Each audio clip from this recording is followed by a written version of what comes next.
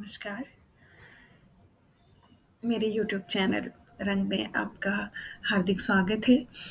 आज मैं आपके समक्ष अ, पेश करूँगी एक नया काव्य संग्रह, चुप्पी प्रेम की भाषा है। इस संग्रह की कवि हैं रंजीता सिंह फलक और संग्रह वाणी प्रकाशन से आया है।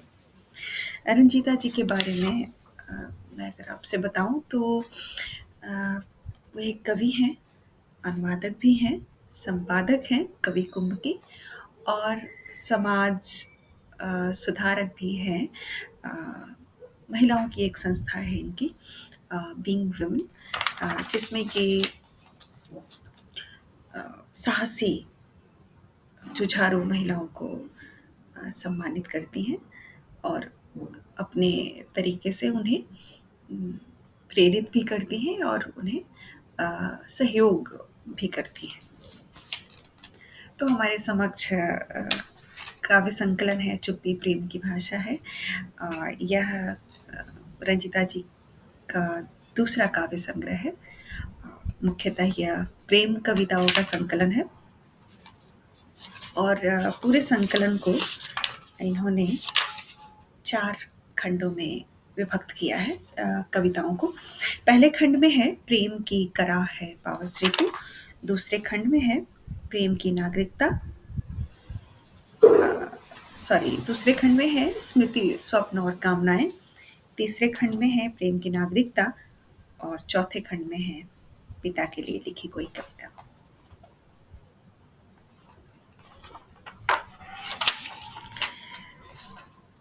तो हम कुछ कविताएं पढ़ेंगे।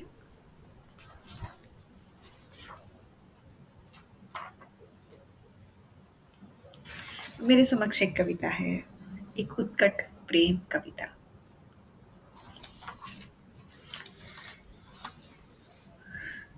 किसी आदिम वनकन्या की तरह कभी कभी देखती हूँ खुद को इच्छाओं के पारदर्शी ताल में,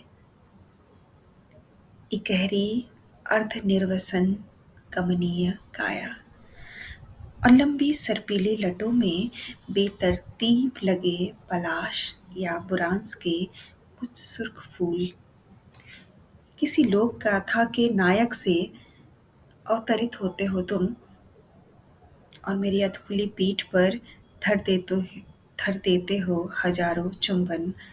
तुम्हारे चुंबनों के थोड़े गुलाबी थोड़े स्याह मुहर से मेले में गुदाए गोदने की तरह सज उठती है मेरी अधकुली पीठ। तुम्हारे आलिंगन के कसाव में किसी वेगवती नदी की तरह कसमसाता है मेरा समूचा जिस्म और तुम्हारे पहाड़ से सीने पर सर टकराती हैं मेरी उद्दाम और अतृप्त कामनाएं। तुम्हारे बाहों की मछलियों के मध्य किसी चतुर मलाह के फेंके गए जाल से मेरी जुल्फें तुम्हें खींच लाती हैं प्रणय तट तक। दूर तक फैले चमकीली रेत पर औंधी मुंह पड़ी मैं देर तक सुनती हूँ तुम्हारे अनियंत्रित श्वासों के आलाप, ध्रुपद पहाड़ी या कहरवा राग सी प्रतिपल बदलती तुम्हारी उत्तप्त सांसें। अक्सर दुधिया चांदनी रातों में मेरी कंचुकी के मध्य तुम टाँक देते हो गोल बटन की तरह पूनम का चांद। तो कभी किसी स्याह सी अमावस्या की मदिर रात्रि में आधे हंसिए से उगाए चांद को उठा खोस देते हो मेरे जोड़े में। रात भर चमकीले रेत पर मेरे अंग प्रत्यंग पे तुम बनाते हो जाने कैसे कैसे भित्ति चित्र और रचते हो जाने कौन से सोनेट और सुबह पहली किरण की नोक से देते हो एक पूर्ण विराम। मैं सारा दिन अलसाई सी पड़ी ऊँघती रहती हूँ जैसे ढेर सारे मदिरा पान के बाद बेसुध हो जाती हैं इंद्रियाँ या फिर भटकती रहती हैं किसी शापग्रस्त यक्षिणी की भांति किसी ऐसे लोक में जहाँ सिर्फ मैं और तुम होते हैं। मेरी अधखुली आँखों में किसी स्वप्न की तरह आ विराजती है तुम्हारी सुदर्शन छवि, तुम्हारी आँखों की पुतलियों की नीलाभ आभा के बीच रक्ताभ होते मेरे कपोलों पर थिराता है एक असीम सुख।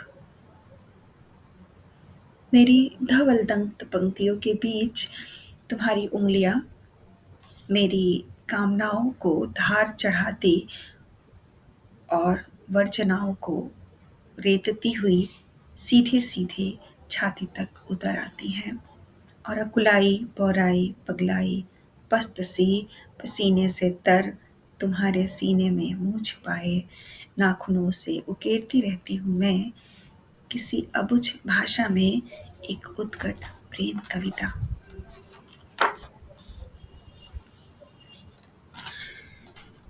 दूसरे खंड की कविता है चुप्पी। चुप रहने से सच नहीं बदलता, निर्बाध मुस्कुराता रहता है मौन के कोमल आवरण पर। कई बार अनावश्यक शोर में क्षत विक्षत हो जाता है या किसी अबोध बालक सा खो जाता है सच।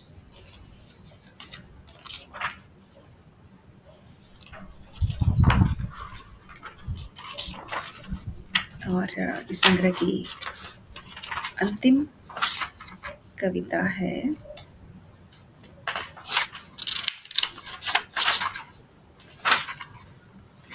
एक कविता है एकांत और कविता। यह चौथे खंड की कविता है। मेरे एकांत में मुस्तक आए धरती के ढेर सारे बहिष्कृत वंचित और अनावृत पल।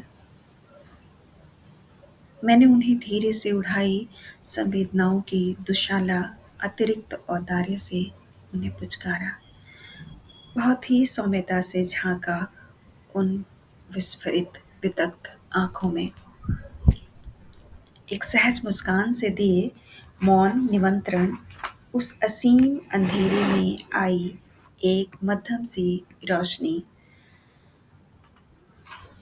धीरे धीरे दिखने लगा उन आंखों का अरण्य पीड़ा और पराजय के लज्जित पल पत्तों से कांप रहे थे वक्त की शाख पर साए साए बह रही थी एक अजीब सी अदृश्य हवा कुछ अस्फुट स्वर गूंज रहे थे ठीक उन फतवों की तरह जिनके डर से सहम कर मूक हो गए थे सदी के जाने कितने कितने पल। उन पलों का मौन जैसे कोई पाषाण पर बह रही थी अंदर बची हुई चेतना की एक क्षीण सी नदी। मौन के पाषाण पर कान धर कर मैंने सुने बीती सदियों के क्रांति गीत काल के ताल में थिरके युग प्रवर्तकों के चेहरे और तभी हमारे समय के भयानक शोर ने मेरे एकांत के चिथड़े उड़ा दिए। मुस्काने लगी इर्द गिर्द बिखरी हुई हजारों चीखें और दिखने लगे दम तोड़ते वो सारे नए और सुंदर पल जिन पर कल ही लिखी थी मैंने एक नई कविता। नमस्कार।